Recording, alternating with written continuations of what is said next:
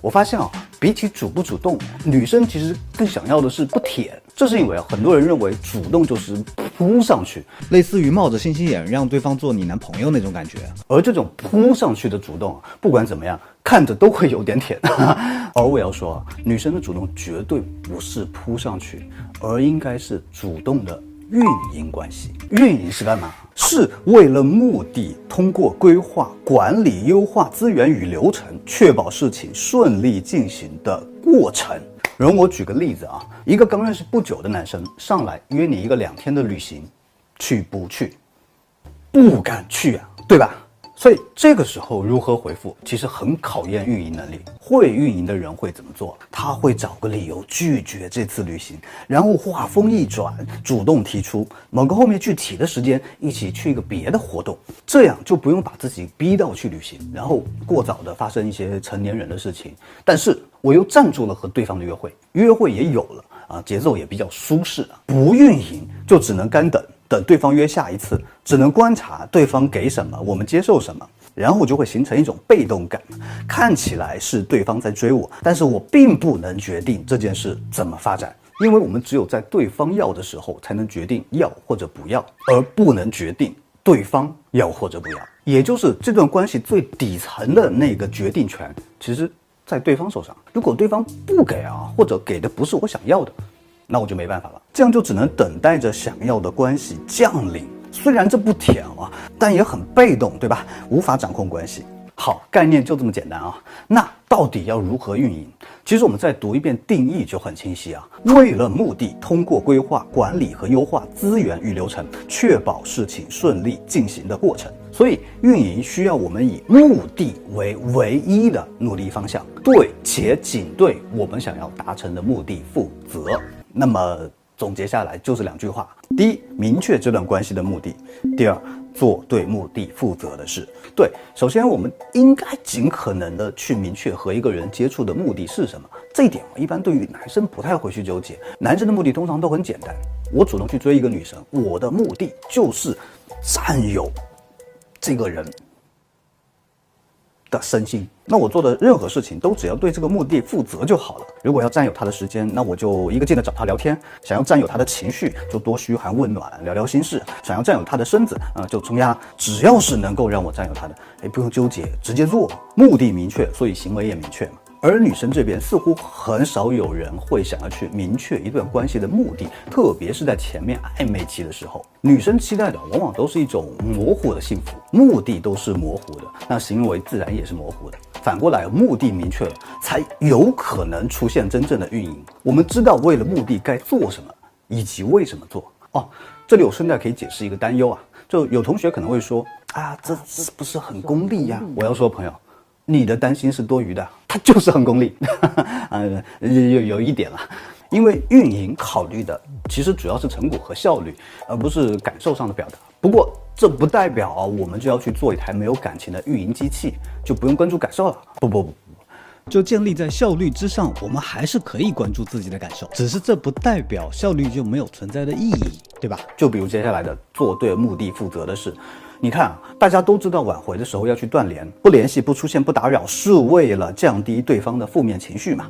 但是为什么道理都懂，就是做不到因为知道和负责的差别很大。就像我知道早睡早起身体好嘛，我知道道理，但是做不到，是因为我潜意识里并没有强烈的意愿去这么做。而如果我要对我自己的身体健康负责，这种潜意识里面的意愿才会出来，我自然会逼着自己去早睡早起的。所以如果我们要去对降低对面的负面情绪这个目的而负责的时候，你会逼着自己去锻炼的，你就是会做到的。所以运营关系其实就2点：明确目的，行为对目的负责。没关系我们再随便试几个场景比如刚认识一个男生，我们有好感，如何推动关系？我要说这种问题很难回答，因为推动关系这个词太模糊了。所以我先建议思考一下，我们的目的是什么？是想要快速升温吗？如果是，那不用犹豫，立刻约，直接一点，奔放一点都无妨，不要觉得不好意思。因为我们目的就是图快嘛，要快就不应该去做那些慢节奏的事情，比如在微信上先聊1个月的早安晚安约会，直接约会，能见面就别电话，能电话就别文字，快得要六亲不认，大义灭亲，闭眼梭哈，都给我死！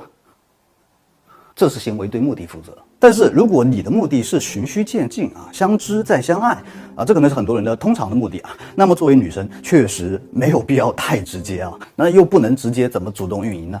其实就是多引导，引导对方聊更多，引导对方主动约你，引导对方对你见色起意。收费内容。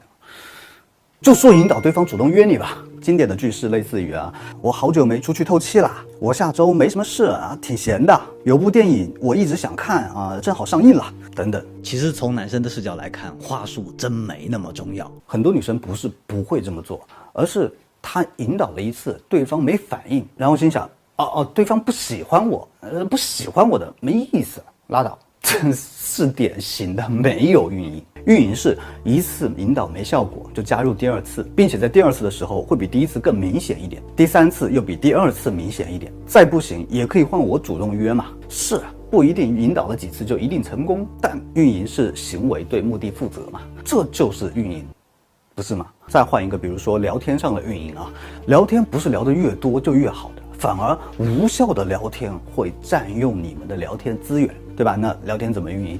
话题要做筛选的，尽可能去聊那些能够拉近关系的话题，比如相似的兴趣爱好多聊，三观中比较契合的那部分多聊，相处中让你们都感觉到快乐的事情多聊，而不是纠结在我中午又点了哪家外卖我又发现了一款很有意思的表情包之类的地方。像这一类对互相了解作用不大的话题，其实可以少分配一些资源，因为我们的目的还记得吗？是相知相爱的推动关系嘛。就净聊些没用的，一不能相知，二不能推动，所以最后还是达不到目的。所以运营还是行为对目的负责。就说如果再刁钻一点呢，比如我要考验这个男生，我要评估他的诚意是否足够的高，那你就可以把姿态放高一点了，就等着对方来约嘛。即便对方约了不去，略，你可以拒绝了，多少次都可以，直到你认为他通过了你的考验，这还是行为对目的负责。只不过这里可能你考验他没通过，他扑腾了一下就放弃了，然后就变得很 sad。 这样就没必要了，因为你已经达到目的了。很多人会因为这样的事情不爽，这是因为很多人终归还是不太清楚自己的目的到底是什么。我以为我的目的是 A， 然后我却用了能导向 A 的行为，结果发现我原来真正的目的其实是 B， 这是典型的目的就定错了。最后一个场景，你要说我的目的是我又要考验他，我又要他通过考验来和我谈恋爱，贪心。在这里目的就会分一个主次了。如果首要目的是谈恋爱，次要目的是通过考验，那行为上就应该还是以和对方互相了解、升温、拉近关系为主。考验的环节可以有，就意思一下得了。我们服务的肯定是主要目的嘛，次要目的的行为上当然也会次要一些，最后还是行为对目的负责。我不知道这句话见我讲多少遍了，但它是核心句，好吧？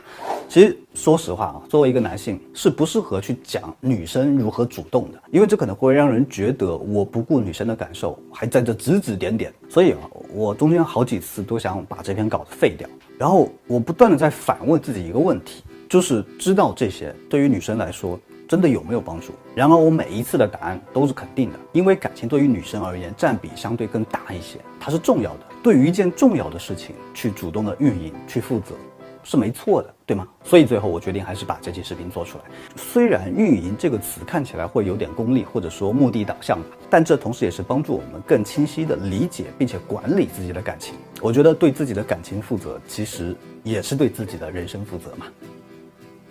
谢谢大家。